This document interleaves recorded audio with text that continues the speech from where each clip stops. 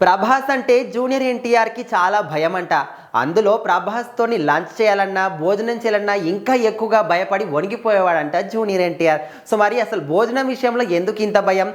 అంతలా ప్రభాస్ ఏం చేశాడనే విధంగా మనం ఆలోచిస్తే ప్రభాస్ కావచ్చు, వాళ్ళ పెదనాన్న కృష్ణంరాజు కావచ్చు, వాళ్ళందరూ కూడా రాజుల కుటుంబానికి చెందిన వాళ్ళు కాబట్టి, వాళ్ళు సినిమాలో ఎంత మంచి పెద్ద స్టార్‌లో, బయట రియల్ లైఫ్‌లో కూడా అంత మంచి పేరున్న వాళ్ళని చెప్పుకోవచ్చు. సో, మరి వాళ్ళ ఇంట్లో కావచ్చు, వాళ్ళ ఊర్లో కావచ్చు, ఎక్కడ చూసినా కూడా వాళ్ళ దాన ధర్మాల్లో కావచ్చు, ముఖ్యంగా ఫుడ్ విషయంలో మాత్రం ఎక్కడ కూడా తగ్గే వాళ్ళు కాదంట. వాళ్ళ ఇంటికి వచ్చిన ప్రతి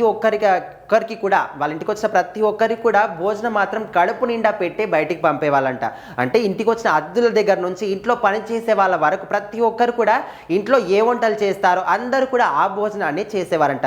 ప్రతిరోజు కూడా వాళ్ళ ఇంట్లో ఖచ్చితంగా 5-6 రకాల నాన్ వెజ్ వంటలు అండ్ 10 రకాల వరకు వెజ్ వంటలు ఖచ్చితంగా ఉండేవంట. సో, మరి రాజుల కుటుంబం అంటే ఆ మాత్రం ఖచ్చితంగా ఉండాల్సిందే. సో, మరి వాళ్ళు ఈ విధంగా ఫుడ్ విషయంలో మాత్రం ఎక్కడ కూడా తగ్గేది లేదు అనే విధంగా మాత్రం ఉండేవారంట. సో, మరి అదే క్రమంలో ఒక రకంగా చూసుకుంటే మనకు ప్రభాస్కి సంబంధించి బిల్లా సినిమా ఆల్మోస్ట్ మలేషియాలోనే ఎక్కువగా జరిగింది. సో, మరి ఆ షూటింగ్కి సంబంధించి అక్కడ కంప్లీట్గా కృష్ణంరాజు అండ్ ప్రభాస్ చిత్రం యూనిట్ వాళ్ళతో పాటు కృష్ణంరాజు ఇంట్లో వంట వాళ్ళని కూడా తీసుకొని వెళ్ళారంట. ఎందుకంటే చాలా రోజుల పాటు కథ మొత్తం కూడా అక్కడే జరిగింది కాబట్టి అక్కడ వంట చేయడానికి వీళ్ళనే తీసుకొని వెళ్ళారంట. సో, మరి ప్రతిరోజు కూడా అంటే ఆ సినిమాని కాదు, ప్రభాస్ ఏ సినిమా చేసినా ఆ షూటింగ్ మొత్తం మీద కూడా ఫుడ్ విషయం మొత్తం కూడా ప్రభాస్ కుటుంబం నుంచే వచ్చేదంట ఫుడ్. సో, మరి ప్రభాస్తో నటించే కో యాక్టర్లు కావచ్చు, అక్కడ ఉన్నటువంటి యూనిట్ అందరికి కూడా ముఖ్యంగా ప్రొడక్షన్ వాళ్ళు ఏ భోజనం పెట్టినా అది ఎట్లా ఉన్నా లేకుండా ప్రభాస్ సినిమా అంటే ఖచ్చితంగా ప్రభాస్ ఇంటి నుంచి వచ్చే భోజనం కోసం అందరూ కూడా లొట్టలేసుకొని మరి ఎదురు చూసేవాళ్ళంట. ఆ విధంగా ఉండే.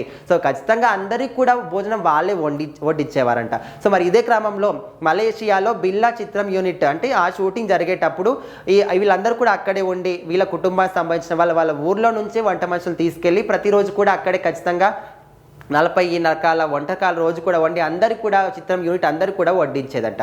సో, అదే క్రమంలో జూనియర్ ఎన్టీఆర్ కూడా ఒక సినిమాకి సంబంధించి యూనిట్ షూటింగ్ అక్కడ ఉండడం వల్ల ఆయన అక్కడికి వెళ్ళినప్పుడు ప్రభాస్ షూటింగ్ కూడా అక్కడే జరుగుతుంది కాబట్టి కలవడానికని అక్కడికి వెళ్ళాడంట. సో, మరి అదే టైం లంచ్ టైం కాబట్టి సో ఎలాగో లంచ్ టైంకి వచ్చావు కాబట్టి లంచ్ చేసే వెళ్ళాలనే విధంగా చెప్పినప్పుడు సో వాళ్ళందరూ కూడా కలిసి భోజనం చేయడానికి కూర్చున్నారో లేదో 40 రకాల వంటకాలు అన్నీ కూడా జూనియర్ ఎన్టీఆర్ చుట్టుపక్కల మొత్తం కూడా పెట్టేశారంట. సో, మరి అవన్నీ చూసిన తర్వాత బాబోయ్ ఇన్నిగానం వంటకాలు ఇప్పుడు ఇవన్నీ కూడా నేను తినాలా, అక్కడ ఊర్లో అయినా మలేషియాలో కూడా వదిలిపెట్టరా అండి నన్ను, మీ కుటుంబ వాళ్ళు మొత్తం తిండితోనే చంపేసేలాగున్నారే అనే విధంగా మాత్రం అక్కడ నుంచి కాస్త వెళ్ళి సరదాగా వచ్చి మళ్ళీ కూర్చొని కడుపు నిండా తినలేక తినడం జరిగిందంట. సో, మరి అప్పటి నుంచి కూడా ప్రభాస్తోని లంచ్ అంటే అమ్మ బాబోయ్ ప్రభాస్తోని లంచా వద్దు బాబోయ్ అనే విధంగా మాత్రం తను మాత్రం భయపడడం జరిగిందంట. సో, మరి ఆ విషయాన్ని ఇప్పుడు సోషల్ మీడియాలో ఇటు జూనియర్ ఎన్టీఆర్ ఫ్యాన్స్ అంటే ముఖ్యంగా ఇప్పుడు జూనియర్ ఎన్టీఆర్ గురించి ఎక్కువగా దేవరా సినిమా గురించి చర్చ జరుగుతుంది కాబట్టి ఈ విషయం కూడా బయటకు వచ్చి దీని గురించి మాట్లాడుకోవడం జరుగుతుంది.